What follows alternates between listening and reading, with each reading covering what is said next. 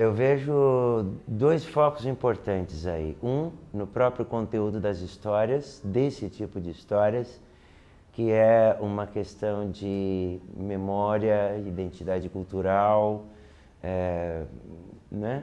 Que então isso tem a ver com o lugar. E o outro, que é a importância de contar qualquer história para as crianças, histórias em si, contar histórias.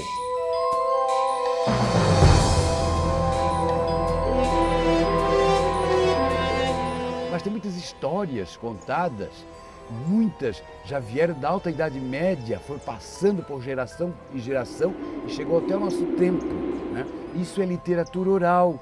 As pessoas não liam, não escreviam, mas contavam e foi chegando até o nosso tempo. Eu duvidava, mas eu vi.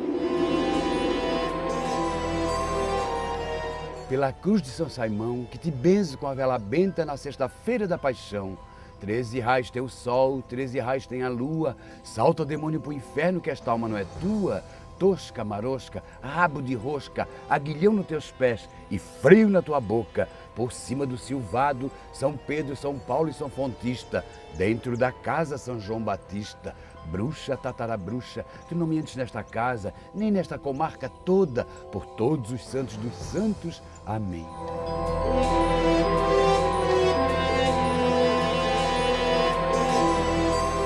O pessoal tinha muito medo naquela época dessas luzes, que a luz do Bota, o Aldírio Simões falava muito da luz do Bota, inclusive escreveu alguns artigos sobre isso. E era uma luz que até hoje, se as pessoas observarem de madrugada ou tarde da noite, ainda vão ver em algumas praias. E aí, aqui havia uma luz que ela saía da ponta de Sambaquim, que chamava-se, inclusive hoje ainda existe a Ponta da Luz, que se refere à saída dessa luz. E ela fazia um trajeto da ponta de Sambaquim à ponta do Cacupé. E muita gente, aquilo quando essa luz aparecia, os pescadores estavam pescando, se jogavam no mar, era um alvoroço danado, o pessoal tinha muito medo. É uma luz muito tênue, azulada, amarelada e é muito rápida. Um dia tinha um senhor aqui falando que morava aqui, o senhor Teodoro, dizia, olha, quando essa luz, onde ela posa, é ouro, né? Geralmente é algum tesouro que está enterrado, isso aqui aparecia muito viajante, alguém enterrava para vir buscar depois. Então isso despertou um interesse, uma curiosidade de muita gente, observar onde essa luz pousava para ir cavar para ver se achava o ouro. Quem tem a sorte de ver realmente fica encantado, né? E quem conseguir batizar essa visagem pode encontrar um tesouro, né? Mas é uma coisa muito difícil de fazer. Ninguém nunca consegue. Porque a hora que tu vê a visagem, tu tens que batizar imediatamente. Eu te batizo em nome do Pai, do Filho e do Espírito Santo também. Quer dizer, tu tens em alta velocidade, segundos, tu tens que dizer, eu te batizo em nome do Pai, do Filho e do Espírito Santo, amém. Aí a visagem sossega e ela vai te recompensar por esse batismo e tu vai ser dono de alguma coisa boa, né? Eles falam em tesouro, mas pode ser mil outras maneiras dessa visagem agradecer pelo desencantamento dela, né? Ai, marido, traz a foice, mata esse bicho aqui. Os filhos do Bilé resolveram fazendo tudo lá. Às vezes a gente escuta as histórias sendo contadas de diferentes formas, mas a gente consegue reconhecer a história. Uma história muito assustadora, hein? É de apavorar. Posso? Bom, então vai lá. Tem gente que já conhece, mas eu vou contar, porque tem muita gente que não conhece e vai gostar de escutar. Há muito tempo atrás, aqui na Lagoa, eu não tinha isso tanto de casa. Quem conta um conto aumenta um ponto, mas não chega a mudar o que está contando. Coloca o seu caráter, a sua personalidade, a sua pessoalidade, um pouco também de, digamos assim, a sua autoria nesse recontar. Então é muito mais nesse sentido esse ditado, quem conta um conto aumenta um ponto. Não é que vai tornar a história maior, mas vai tornar a história sua. Acredita quem quiser acreditar. Foi assim que me contaram e eu acabei de contar. Elas percorrem caminhos que a gente não consegue imaginar quais. E de repente se depara com histórias aqui que vem da África, que vem dos Açores, que vem da Europa, por outras partes, não dá para dizer que caminho essa história percorreu. O que é importante é que elas continuem sendo contadas.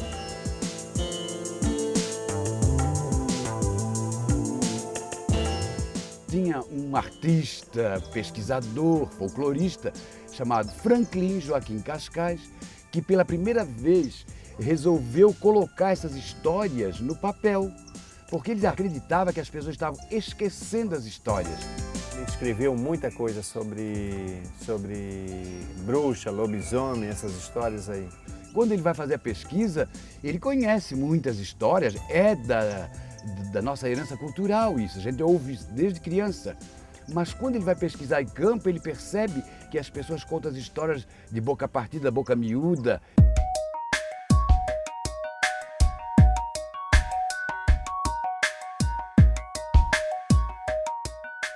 Do Franklin Cascais, a gente tem muita recordação, porque ele dava muito valor. Terno de Reis ficou esquecido, né? Mas eu ainda acredito, se aquele homem existisse, bom, ele já era com muita idade, né? Mas ele fosse agora, a ideia que ele tinha, se ele tivesse agora uns 60 anos, o Terno de Rei não morria. Sabe disso? Porque ele andava, ele sabia onde, ele dava valor às pessoas que cantavam. Então ele incentivava.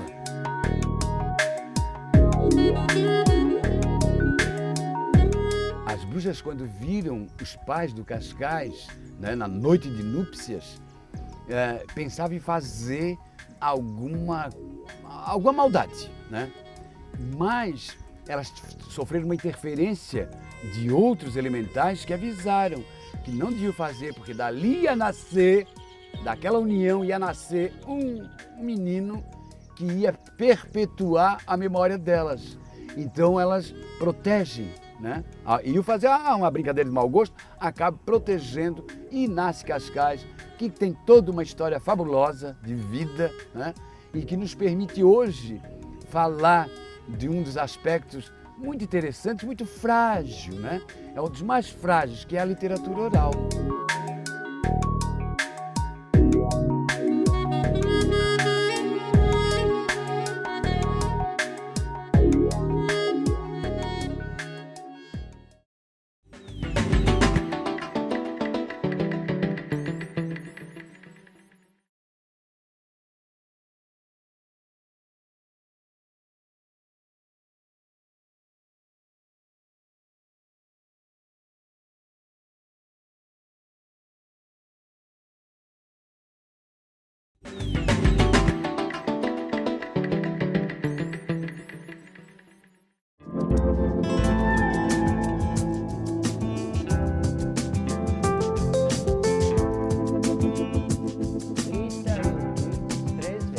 Panela de barro quebrada. Quando uma criança escuta histórias, ele imagina tudo aquilo num processo muito similar ao que acontece com o leitor lendo.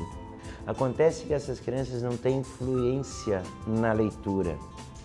Então, a gente está, fazendo previamente o exercício do leitor lendo na escuta, porque isso vai fazer com que eles depois, quando peguem influência na leitura, possam ser leitores.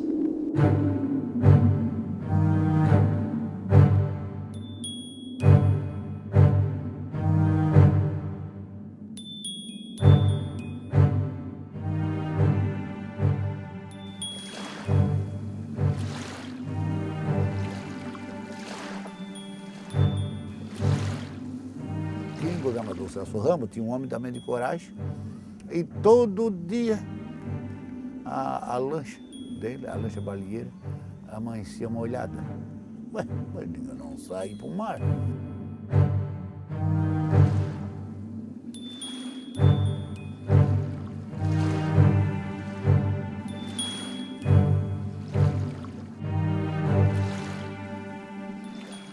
Viagem bruxólica Índia. Essa é uma viagem muito curiosa que elas fazem, porque na Índia é que vinham os ingredientes, as especiarias, né? Essas especiarias eram elas são produzidas na Índia e nas Molucas. Então elas roubavam uma lancha baleeira de um pescador.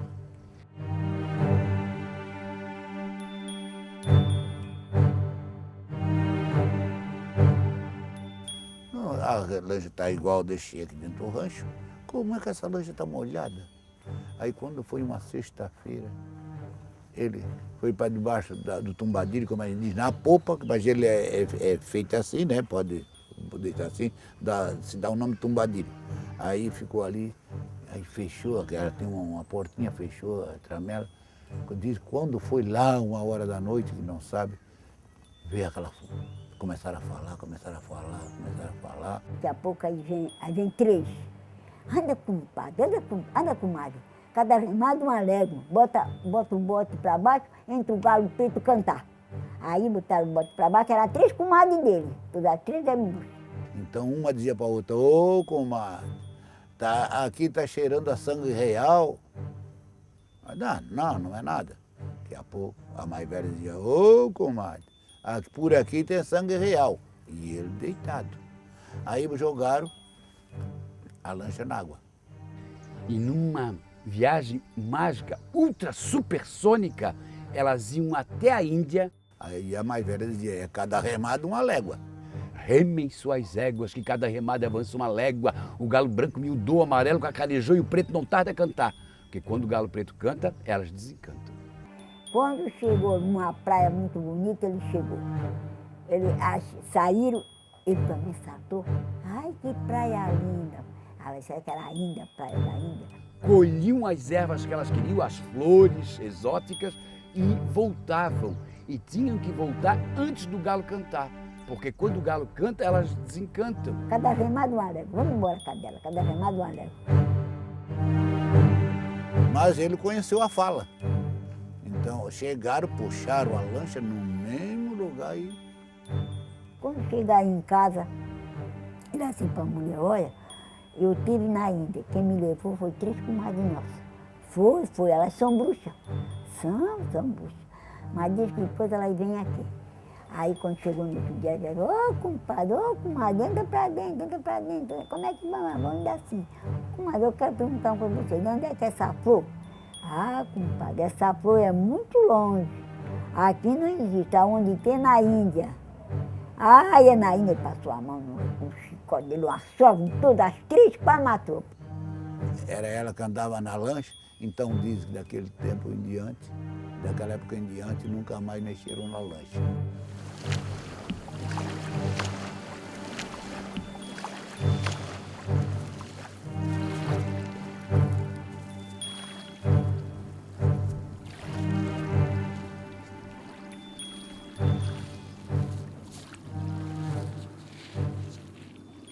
Essa mensagem da história está mais escondido, ou não é tão óbvio, mas a história sempre plasma um ensinamento, ela sempre cristaliza uma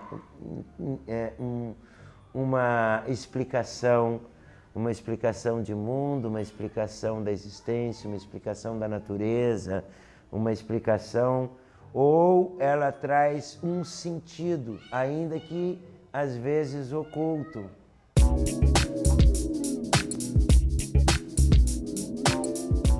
A herança cultural era de base açoriana.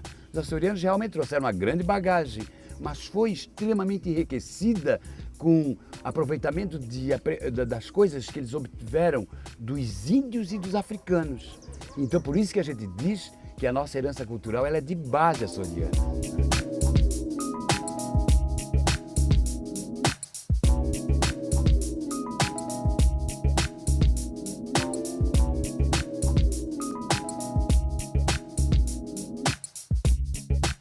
Os índios é que nos contam essas histórias. Os índios dizem meboi tatá. Meboi é cobra, tatá é fogo. Os índios falam de uma cobra de fogo, né?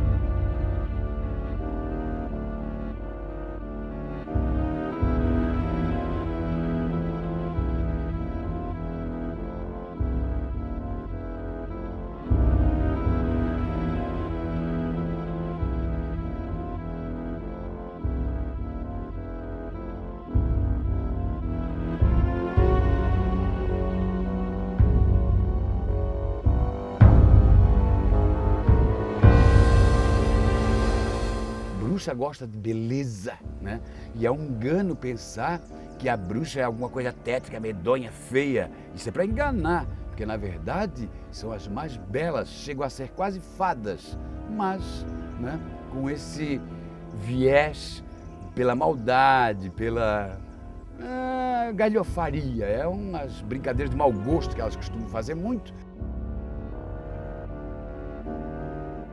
Aqui a gente tem um tipo de bruxa que a cultura açoriana engendrou, mas a bruxa também é recorrente, é uma imagem da Idade Média muito forte que chegou nos Açores e que via Açores chegou aqui na nossa ilha.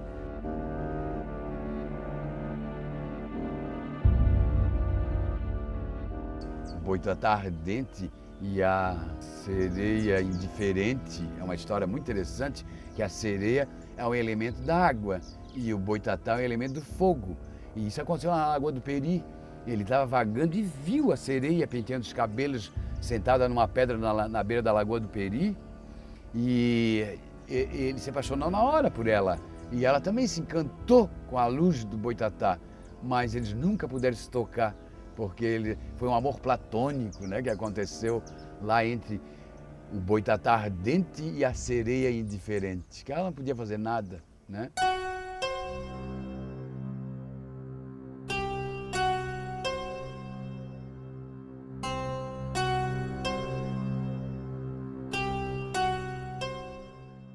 Boitatá, na verdade, é de origem tupi-guarani também. Boi é cobra, tatá é fogo, né?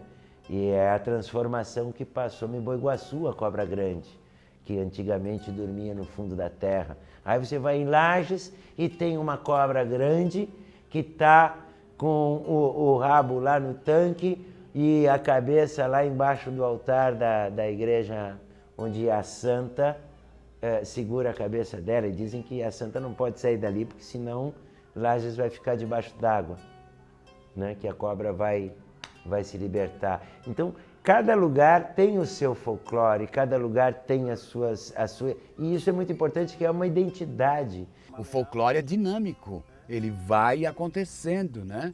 Às vezes a gente pensa que ele está desaparecido, mas na verdade está só adormecido. Então nós precisamos acordar essas histórias adormecidas.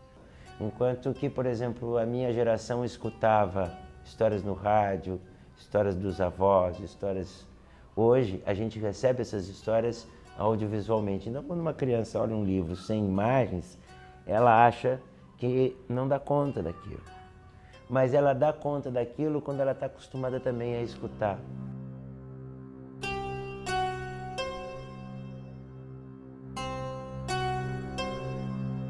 Então eu lembro assim que quando passava cavalo tarde da noite, nessas noites de lua nova, minha mãe dizia, ó, tá passando uma bruxa aí.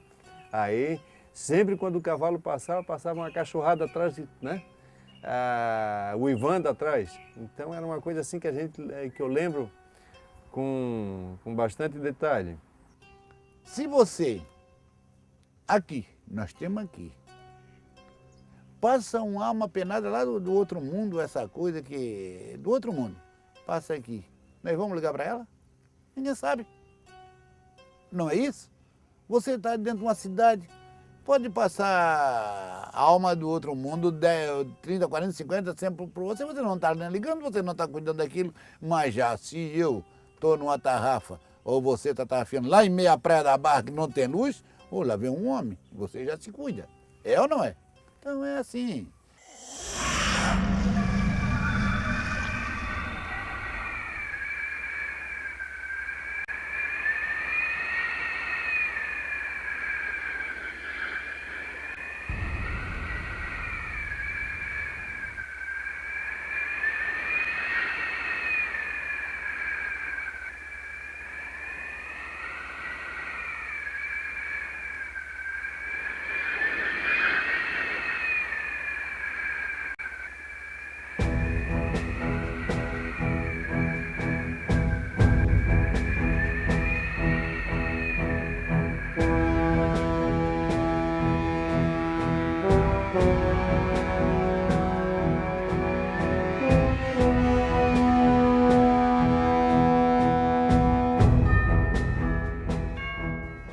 são crenças, crendices que fazem a beleza da nossa herança cultural de base açoriana aqui no litoral de Santa Catarina. A outra coisa que eu fico pensando é que tem muito mistério por aí. Tem muita coisa que a gente não sabe explicar e que explica por vias que a nossa imaginação nos leva. Então eu prefiro ficar com aquele ditado mexicano que eu acho muito sábio nessas situações. No creo em brujas, pero que las hay, las hay. A pessoa mais doente, mas ela ouve a história e ela se ilumina, né? Quer dizer, é a coisa da esperança, olha, né? Os nossos netos estão contando as histórias que nós ouvimos dos nossos tataravós e tal. Então é um elo, é uma rede, é uma corrente do saber popular que é esplêndido.